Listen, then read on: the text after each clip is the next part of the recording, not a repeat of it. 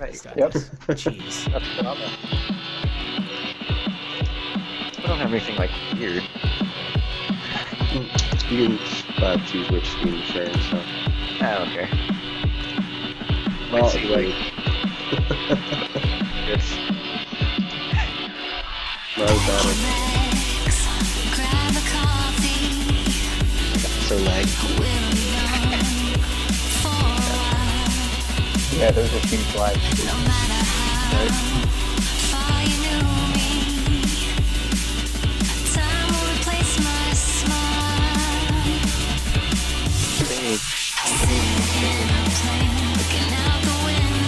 So is it just showing up as in my little window there? Or is it getting the whole system?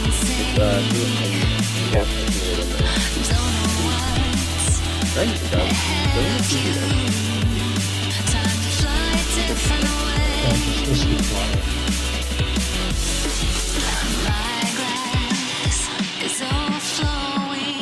Okay.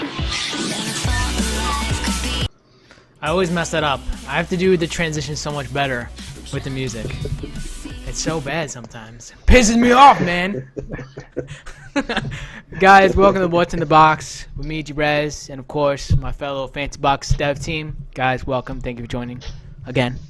Tonight we have some special guests on the show. We have Len Stuart, creative director of Pixel Noir, and project manager Tim Robinson of Pixel Noir. The same game, obviously, not two games. That'd be stupid. Welcome, guys. Thank you for joining us. Hey. Yeah. Hey, How's it going? Pretty good. Pretty good. It's pretty cold in Ohio right now because it was just 70 yesterday, and now it's like dropping down to like 50. It's bullshit. I hate that crap. But where do you guys Yeah, live? that happens here in Jersey. too. Oh yeah. Yeah. Oh man. Tim, you really live in New York as well? I live in northeast Pennsylvania. Oh, okay, very nice, very nice. Yeah, so I might be driving through Ohio soon.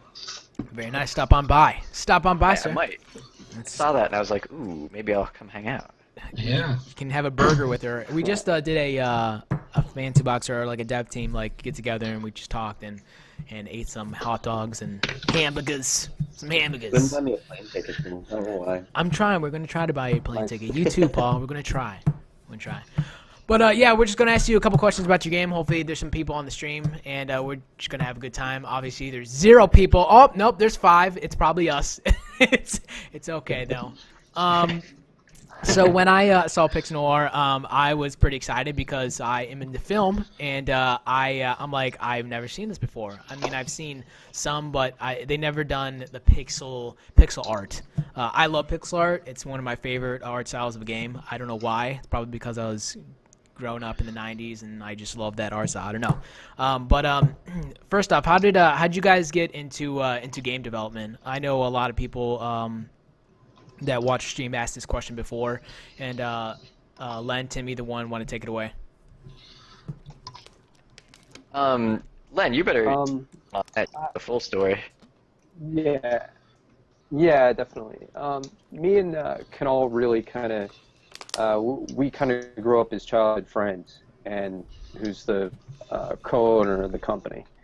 And we kind of just really decided that like there was really, I mean, everything that we kept seeing coming out of like the RPG market, especially classic RPGs for consoles, kind of seemed like that they were catering toward children and not an older demographic. And that's kind of what kind of started us on the track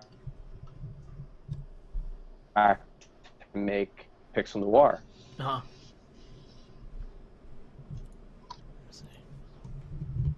My bad. It kind of. Okay.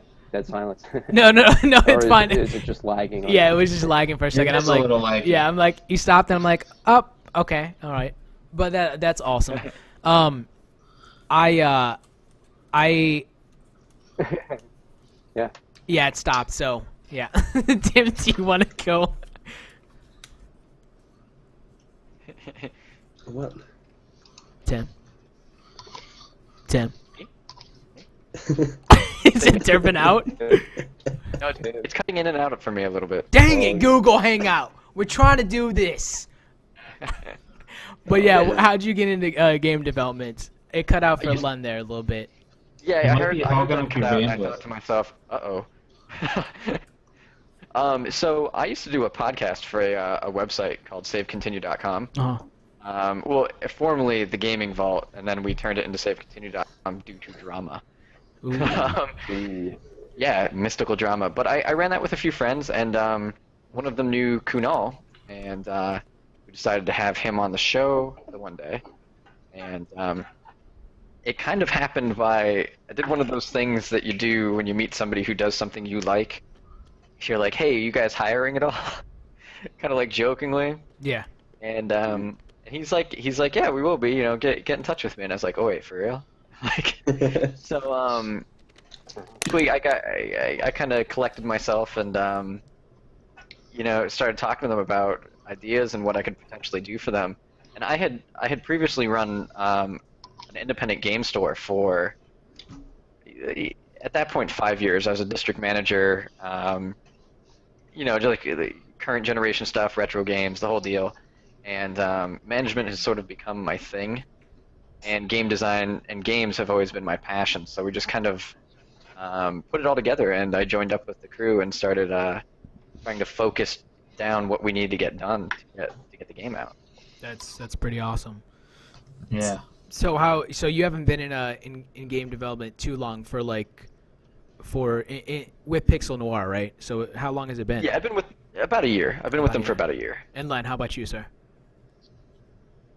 Me and Kanal have been at this for about a year and a half. Okay. First couple months of doing this, actually, we were kind of putting together people to do concept art, things like that. We were kind of thinking of like initial things that we really liked from other video games that we could kind of adopt into our design a little.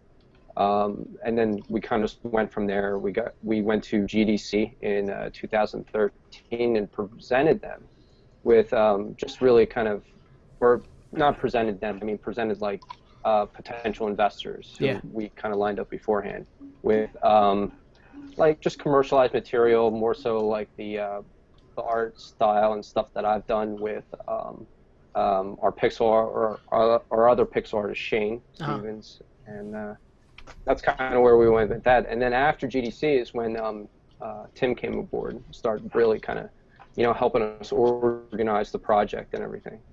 Yeah, we had a funny moment where after GDC they needed to build a prototype, and so I get formally brought on, and I look at them and I'm like, all right, well, where's our game design document? It's like, oh, we don't have one. Like, yeah, we need that. That's funny. We have a bunch of art and stuff that we drew. Yeah. You know? That's right. Like here's the artwork. There we go. What? That's funny. Yeah, we had a trailer. We had a really good trailer that really showed off the style and the story and everything that basically makes up Pixel Noir. That's important to Pixel Noir. Yeah. And that's what we had shown everybody at GDC. And the task when I came in was sort of taking all of those loose threads that we all had and twisting them into something that was a manageable set of puzzle pieces that could be built into something. Yeah. And that's basically where we went. And then we got screwed by investors, so here we are. Yeah, dude. I was reading some of your blogs, and I was watching the Kickstarter video, and I want to quote the investors. Investors. You said they love the game, but quote, how can we make it more like Candy Crush? What? So around that time was when Candy Crush was blowing up. Like, well, you know, I think the literal quote for that was basically like, how can we make this more marketable to make it for everybody, just like Candy Crush? Yeah. And that's kind of what turned me and Kanal like we were just like, oh, really? Yeah. You know? Yeah, exactly. Like they're really gonna feed us this because, you know, I mean, we're trying to put out a good game here. No, we're not trying to make, you know, popcorn films here, you know? Yeah, exactly. What was? I don't know who. Obviously, I don't know who was there in the meeting, but what was going through your mind when they said that? Like, I would just, like you said, you're trying to make this game for gamers, and you're trying to, you know, tell a story. And when somebody says that, it kind of be like a slap in the face. to me. You know, like that's. Yeah, absolutely. Yeah, it was Kunal. It was Kunal who was in the me meeting. and Kunal kind of took that. Well, right, me and Kunal kind of took that, and we were kind of thinking like, you know, like out of the first 2 meetings that we had when we were at GDC, we were really thinking like, you know, maybe they're just trying to give us some helpful criticism, you know. Yeah. So maybe we should sit down and maybe rethink of like how we can retool things to be more marketable. And then we were just like, you know, what? Well, why should we bow down to that? You know, why? You know, who says that we should? You know, just Exactly. because, you know, we want to get, you know, on with these guys. But we know there's also things like crowdfunding and other sources that, you know, we had at our disposal. So it just kind of made sense to really just do it on our own and what really felt right. Yeah. Tim, were you gonna say something? Yeah, what ended up, like, Candy Crush was blowing up at the time we were going to investors. And at the time, Pixel Noir was just a mobile title. We thought it fit really well in that operating environment. So we're sort of running with it like that. But all of the mobile games that make money are free-to-play games. So they were trying to push us in this free-to-play direction. Candy Crush is, you know, being announced as making stupid amounts of money. So that's what they wanted. And we actually did sit down and try to make a sort of free-to-play model for Pixel Noir, which involved things like, you know, DLC pink dresses for the detective and you know, whatever. Yeah. And it's sort of the way, I mean, we looked at it and that's how we came to the fuck it, let's do a Kickstarter, was that we just realized we're compromising the game design too much. It's not the game we wanted to make. Yeah, exactly. Yeah. That's just about like a non-gamer, and they just see, like investors, they want their money. Just seeing a game that are like, oh, it's a game, you know, let's make it just like Candy Crush. I could see like their mentality, you know, the way they think, but like to developers and gamers, it's not gonna fly. It's just not gonna fly. Aaron, Kenny, Andy, Paul, did you have any questions for Tim? Len's going to the bathroom. My favorite part, just watching the videos, is the atmospheres that are drawn. Like, I really like all the detail. Like, it's crazy. It looks crazy. Did that take forever? That's Len. Yeah, that's me. Well, really, it kind of came from me, you know, looking outside at night when I used to live like near the city area. Now I kind of live in the woods. Kind of. And it really like at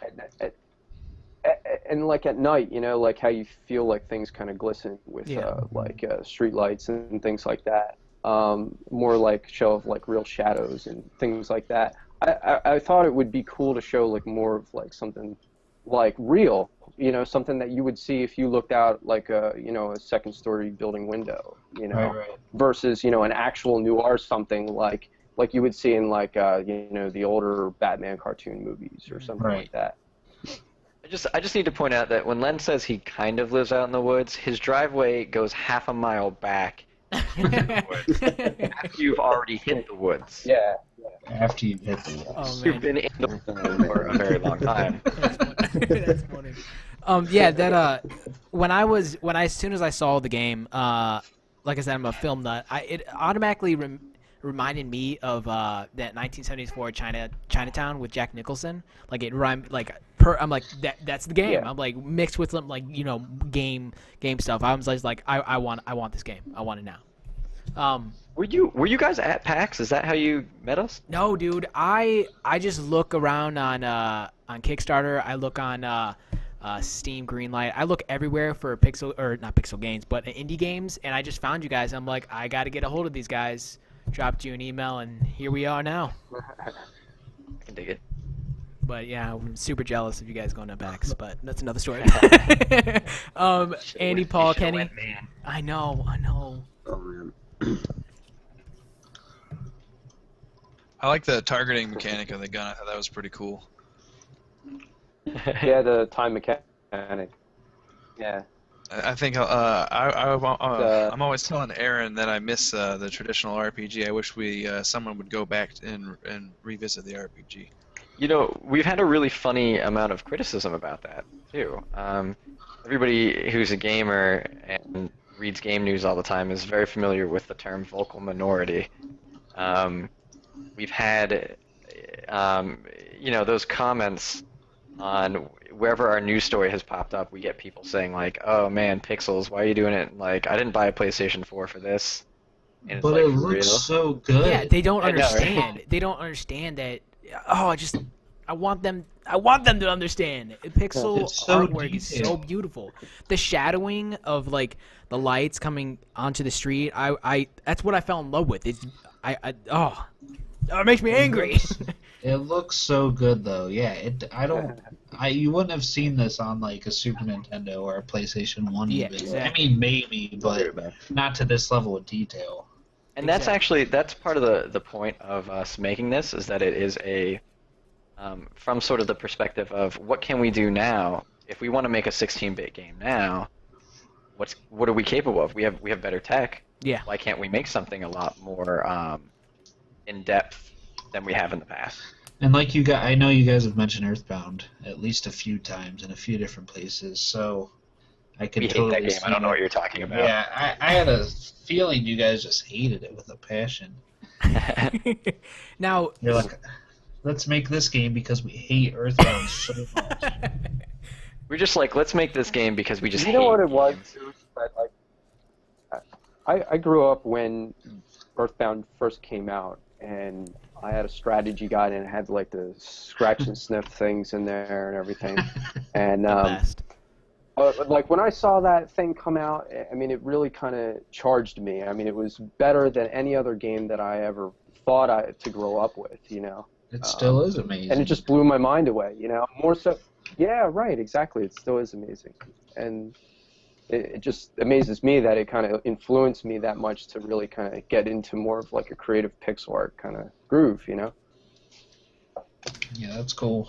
Now, to get those the shading and everything like that, you used I think I read it right. You used 2D pixel graphics with 3D atmospheric effects. Can you talk more about that? Like exactly what did you do? Because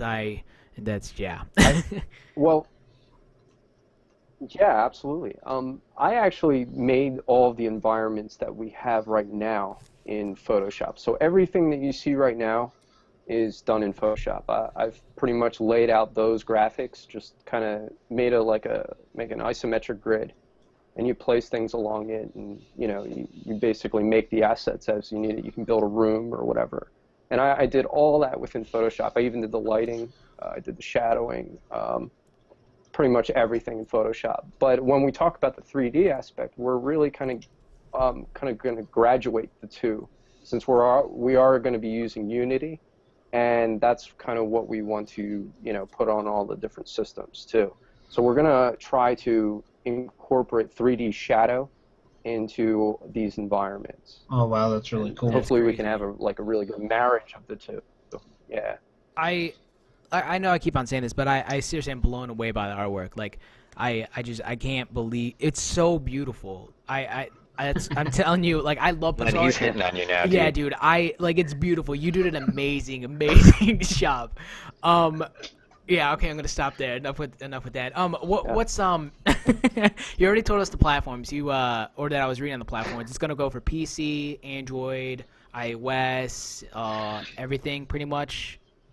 Yeah, the plan is to get it on Not everything. Everything. Very nice. Yes. Not Linux. Pretty much except for, yeah, pretty much Except for except for like, Linux. yeah, not Linux, and not anything Nintendo either. Okay. And that's Uh-oh. that's not because we don't want to. It's just that we have not had the time and resources to go into that yet. I see. I got you. That's like a whole other can of worms. Right, And and right we're now we're just trying to get we're just trying to get funded to make the game. Yeah. And then since we are using Unity, like Len just said, that gives us the chance to port it to just about everything easily. Yeah. The step after this, like we've already talked to Sony. We know PlayStation 4 and Vita are a go. It's not the PSP Go. We're ready to roll with them. Nintendo and Xbox, we know that they are more difficult with indies. I mean, we had Sony literally like we were planning on opening up communication with them, but they came to us. They came to Actually, you. They came to us, and when I went to an Indie Mega Booth event at PAX, it was called a platform mixer, and it was basically representatives from all the different major platforms were there. Sony, Microsoft, Xbox, whatever. I saw so many Sony guys. There was like 5 of them there. I cornered 3 of them. And then they turned it around. They turned it around on me and had me cornered as soon as I told them what game I was working on. They're like, "Oh, you're that guy?" Oh, that's funny. I'm one of the guys. Like, So working with Sony is pretty nice. So they came to you and saying like, "Hey, we want this game," and then Xbox and Nintendo. Like, why is Xbox and Nintendo so? Why are they difficult? Like, just getting into the indie games, I just don't understand it. it's actually two different things with both companies. With Nintendo, it's their Japanese pride, and you see this in the way that they've been running their console division. You see this in the way that they've been running their just everything. You see it in the Japanese game market everywhere. Square Enix is a really good example. They're too prideful to make a Final Fantasy VII remake. They're like, well, we have other games we want to make, and it's like, yeah, but no one wants to play your other games.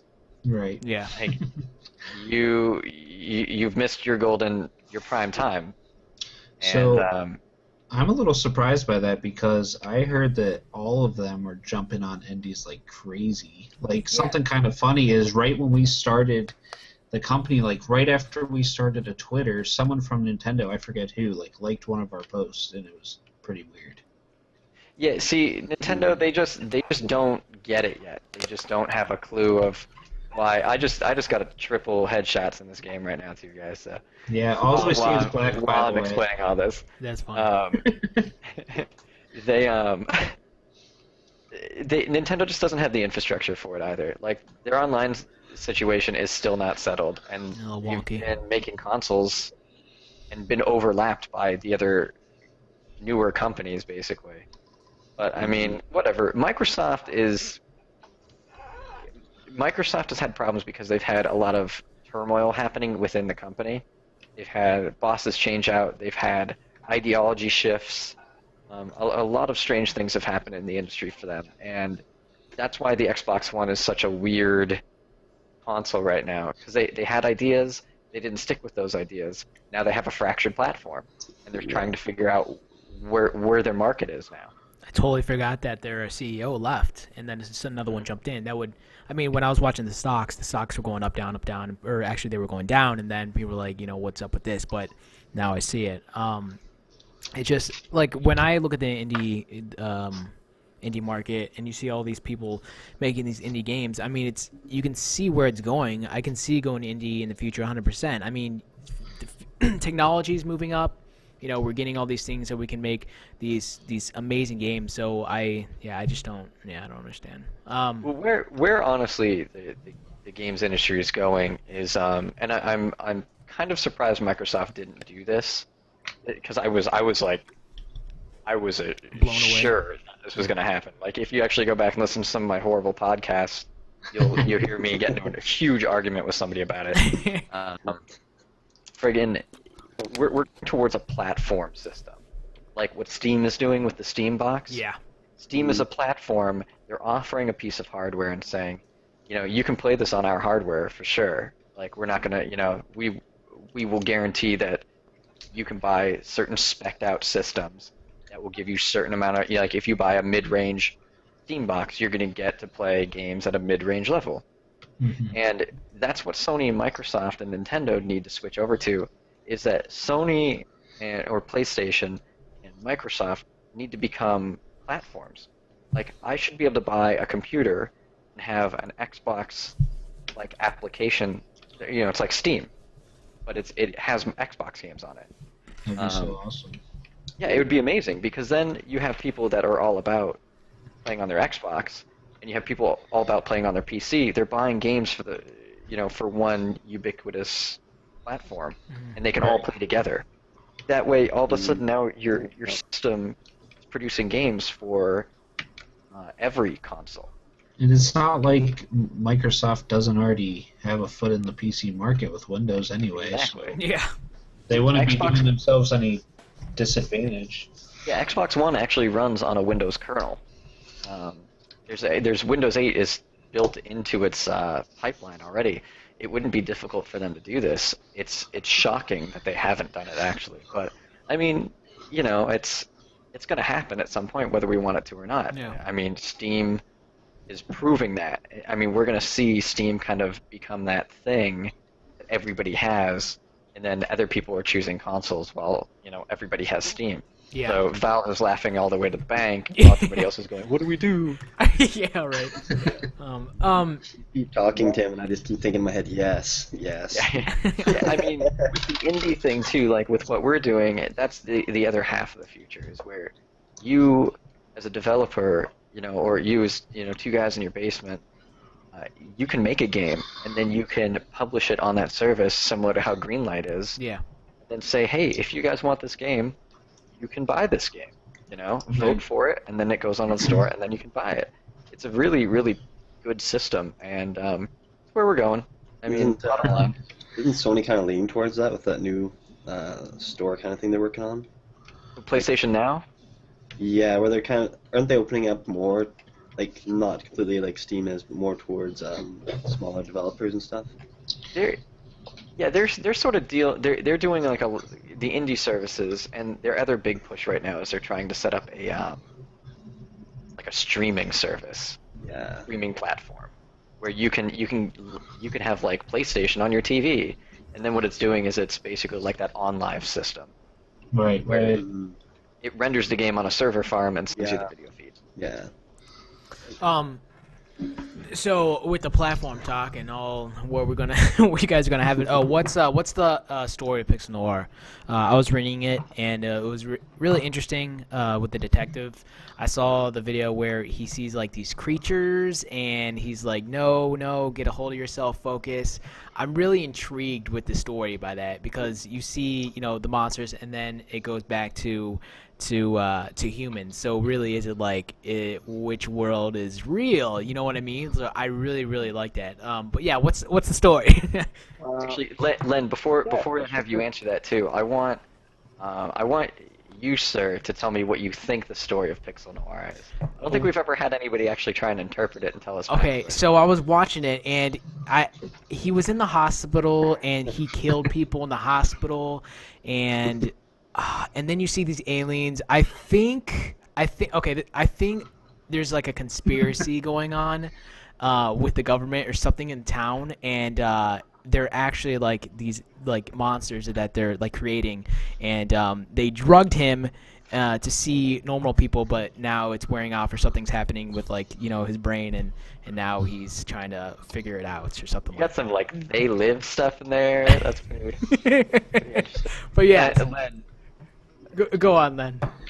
Yeah, do you want to tell them what the story is? Okay. Yeah, absolutely. Then I'll give you my interpretation of it So after. Pixel Noir. Yeah. Okay. So anyway, the way that I like to talk about Pixel Noir is that you start out as this young detective.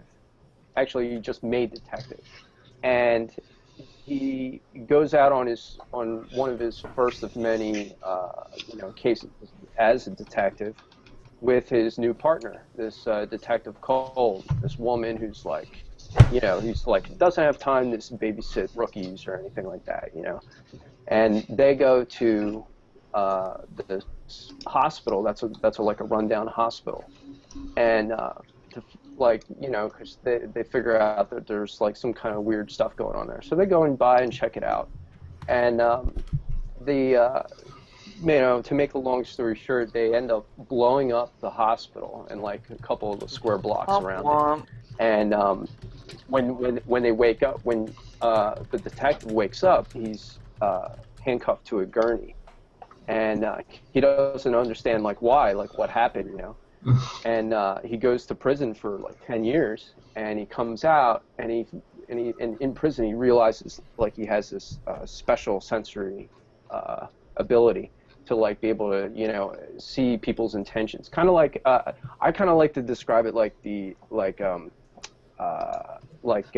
Bruce Willis from Unbreakable, where he like touches the guy and he kind of sees his intentions. Okay. Well, in Pixel Noir, you know, you can actually touch the guy, or, you know, not touch the guy, but you can use this investigation ability to figure out, like, you know, who's a good guy, who's going to lead you further in the quest, who's going to tell you some good information, and who's going to actually maybe even give you something. You can also, you know, use your investigation ability in different places, and as you level up your character, your investigation ability also levels up.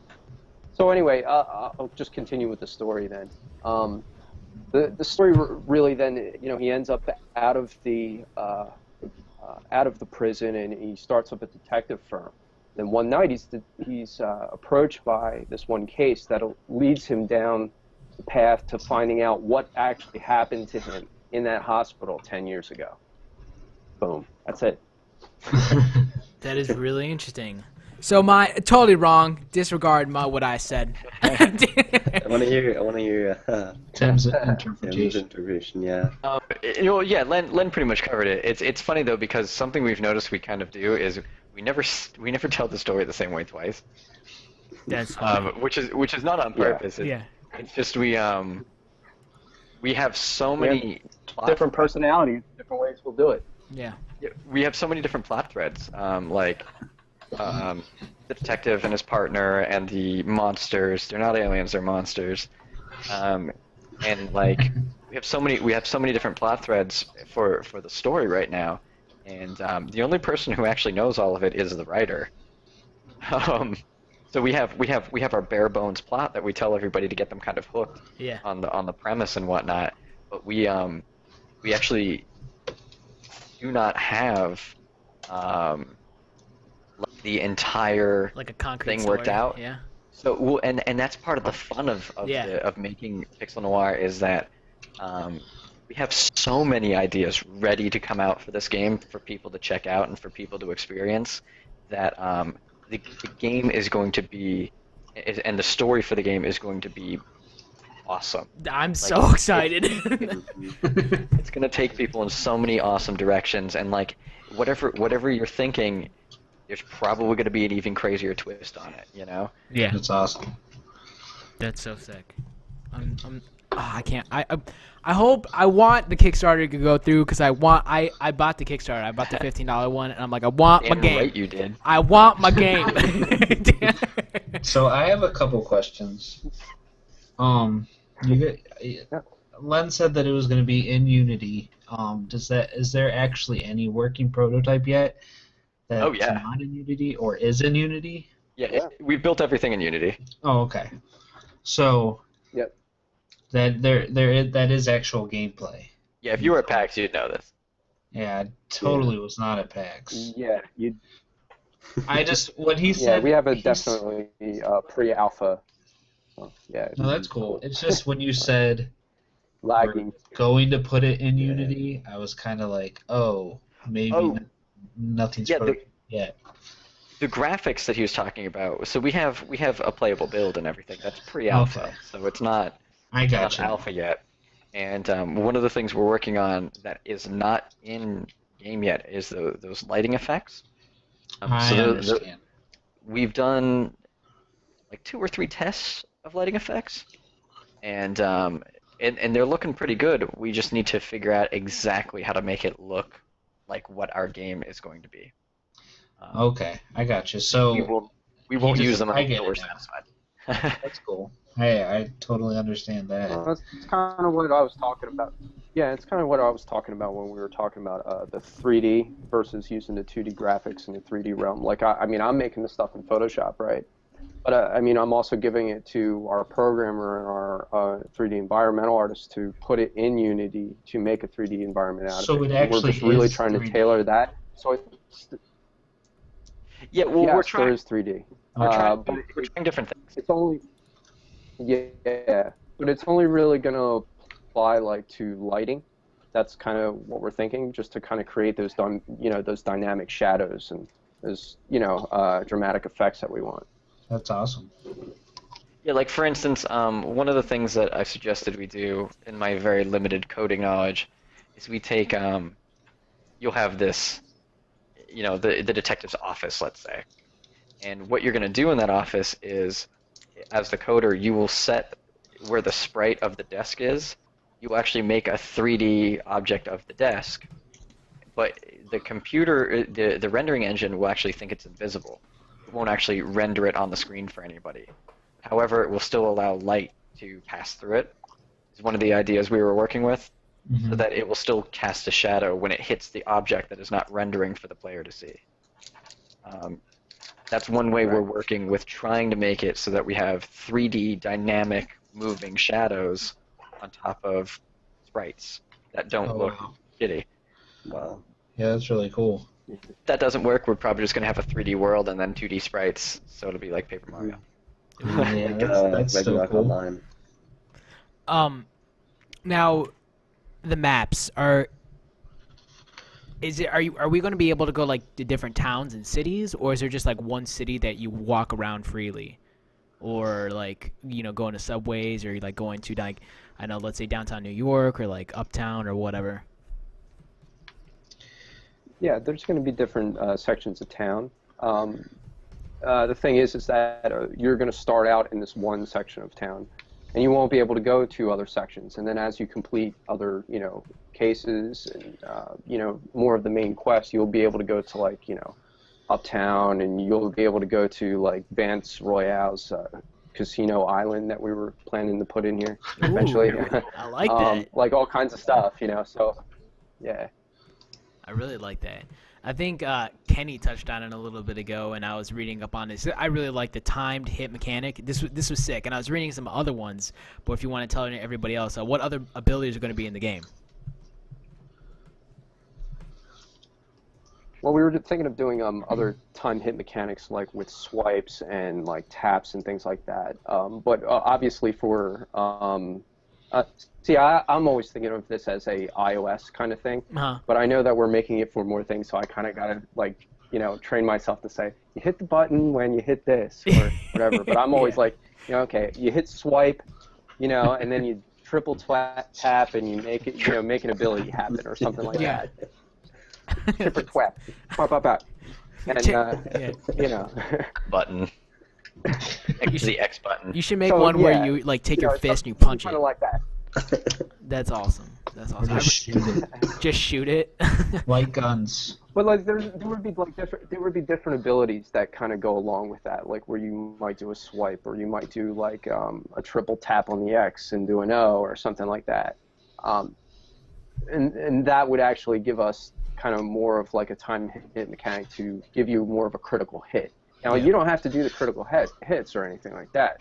You could go right through the game without doing that time hit mechanic. But if you want to like really kind of see the better parts of the game and different effects, as well as like kick the boss's ass, then you got these abilities to do it with. So it kind of really gives you the player to really the casual gamer. That's kind of what we were really kind of building this for. So as a time hit mechanic, we wanted it to really show like critical hits versus, being able to just do regular hits kind of. I really liked it. It just kind of seemed to fit in real well with what we were doing. It reminded me of there's this one game, and one of my favorites, Light a Dragoon. You had this time hit mechanic where it was like the square, and then you had to time it like perfect. And it's like squat, and just thinking about it, I want to go play it again. But I really like that. Really, what you're doing with that, it's pretty sick. Kenny, what are you doing down there? Yeah. What is Kenny doing? I don't know. Did you guys have any trouble along the way with maybe marketing, or like I know you had trouble with investors like you talked about, but anything besides that that you guys want to talk about, or that you can talk about maybe? Because we Pokemon. What's really weird is that we haven't really had like that much trouble in like actually putting together our team. We had no trouble. We have right now, including me, myself, and or me, myself, and I. Now, me, Tim, and Len and me and Tim. And it makes 12 people. Really? Wow. So we actually have like writers and like marketing people and things like that. And it's really cool because I mean, if we do get funded for this Kickstarter, we can just hit the ground running. We have everybody we need to really make this game in 8 months. That's kind of how I feel about like the project and everything. But we probably need Yeah. to add a coder. But Yeah, I was reading that on your blog. Yeah. Hey, coder. About your blog, Yes. that was really interesting. I really dig that, reading that. I told everybody else to read it. which one? Nobody listens to you, Kevin. I know no one listens to me. It was I don't know if I have it. It was a blog If post. you guys told us, we'd probably go look at it. It was about after you watched Indie Dev the movie, and I think. Oh yeah, the one dev blog I did. Yeah, I really Oh, liked we it. love that movie, or I do. We dig that. I Yeah, watch so- that here and there just for inspiration. One of the side projects I was working on that I had to put on hold because I had talking about Shrevel. We had like a marketing plan I was going to do some videos to get people sort of invested and interested in what we're doing. Mhm. And we had a little bit of a problem.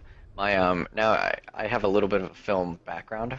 Awesome. I've done a lot of like little things here and there, and so last summer I upgraded my camera so I could start doing a thing called Magic Lantern. I don't know if you're familiar with what that is at all. I am not. So Magic Lantern is if you take a Canon SLR camera, specifically the 5D Mark III, which is like an amazing photography camera. So expensive. It does video, That too. camera, yeah. Yeah, it's amazing. Yeah. It does video too, and you can hack it and put this modded firmware on it called Magic Lantern. And what it does is it overrides the camera and makes it shoot higher bit rates, higher frame rates, higher resolution, like the whole deal. You can basically, with very little effort, take a 5D3 and turn it into an ARRI Alexa, which is a $20,000 camera. That's crazy, wow. dude. I didn't know that. Because Yeah, I know the it's- 5Ds are like they're around, what, 5,000 or 3,000, 4,000. I know they're expensive. Yeah, mine was 3,500. Wow, that's crazy. Oh, you lucky man. I want one so bad. Not that low in debt. Not that lucky. Well, I'm in debt. Oh man, that's funny. Welcome to game development. I mean poverty. Poverty. So I was reading that you guys went to PAX. How was that? I mean, we've never went, and I've always wanted to go. It just looked pretty cool. I saw that you had a lot of fans coming up to you, and you guys, people were winning prizes and stuff like that. It's super, super jealous. Maybe one day, hopefully, I will get there. But Go to yeah, Prime. yeah. If I had the money, I'm broke as a joke too. I'm in debt. But yeah, how was it? 5D3. But yeah, how was that for you guys?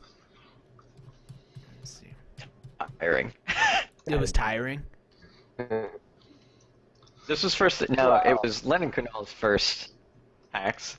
It was my fifth, I think. Oh wow. Oh wow. That's Um, crazy. What's funny is that this was the first time though where it went from being fun to it being work. Yeah. Okay, I see. We finished the Kickstarter video at 8 in the morning Friday of the convention. Ooh. Wow. And dude. so, and then we Yeah, we pulled an all-nighter. And I give you props. A hand clap for you guys. No I'd kidding. be so dead. Oh man, that's crazy. well, you know what the Tough thing love. was too is that we pulled that all-nighter, and then like got up. I mean, I got probably 2 hours sleep, and I got up, and I was like, okay, I'm gonna go work a booth for 8 hours. Yeah, You right. know? And I did that, and I did that for pretty much all 3 days. And I didn't really get to see much of the convention, like myself, or I don't really even think like you guys did either, like Tim and Kenal. But I mean, We saw I got about to see 20th of probably it. about a half hour of it after hours. Yeah. It just looks amazing. Like so amazing. I just see I'm looking at the pictures right now with like people with like a Super NES and like Nintendo games, and somebody won a PS4, and is that a PS4? Yeah, it is. Okay. But yeah, I have to close it up. I actually have some video of if it'll work. It probably is not gonna work because it's being stupid. Let's see if it'll work. Hello. Oh, screw you, computer. But I have like I have images of Pixel Noir. I have like the rooftops, which looks beautiful with like the moonlight and everything like that. Him smoking a cigar, and he looks like Batman. It's really awesome. I have like the laundry place where this is pretty cool. I'm pretty sure it shows the detective, and you can have buddies, right? Buddies are like Like companions, Party is it? members? Buddy. It's a buddy system. Yeah, buddy system. Actually. How many? Party members. But how many people can you have? Just another party member. Like, it's not like co-op play, if that's what you're asking. Oh, no. Yeah. That'd be weird. Yeah. That'd be really weird. No, it's just Final different party Fantasy members. 9. Yeah. That's all. Like, you guys, yeah. Yeah, in Final Fantasy IX, I don't know if you guys can remember, but in the battles, you could have a second player controlling some of the characters. It was kind of weird. Almost seems like So you no can point. share your disappointment with Final Fantasy IX. Oh, I love that game. What are you talking about? Yeah, that one's a big divider. Everybody seems to be on that one. I don't know what's not to like about that one. So Len, about that the detective skill, I have it up on the Twitch right now. It glows. People glow like red, yellow, green, and stuff that you can go to. Right? Is that what you were talking about? His ability? Yeah. Yep. Absolutely. Yeah, that's so awesome. He's gonna actually be able to like. Yeah, I mean, he's actually gonna be able to like detect items. Like, you're gonna be on level 1 and only really be able to see like certain things, and then you're gonna level up a few times and use your detective ability and be able to see more stuff that you haven't seen. I really love that, man. That's kind of what I like about it. Is that the special ability grows with your main hero, and how you can deter your area and everything. It's pretty cool. And I like this also. Who did the comic strips? Was that you as well?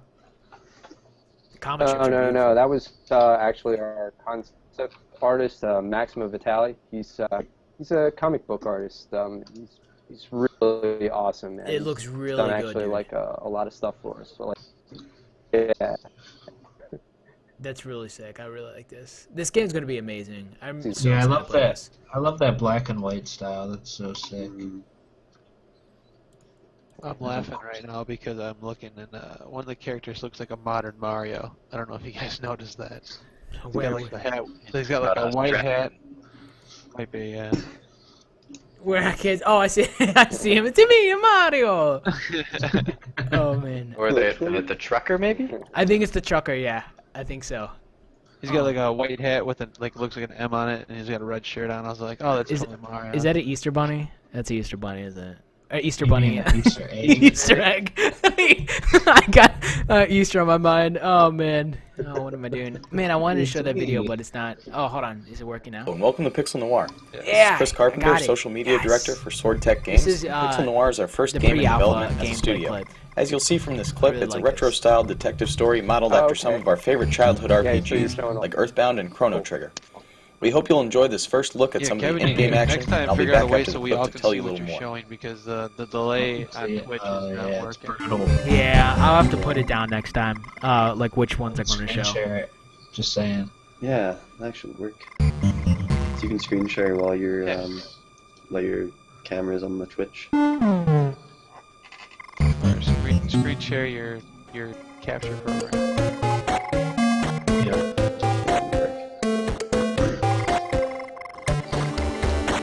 Oh, this is sick. So is this on a phone or a touch device?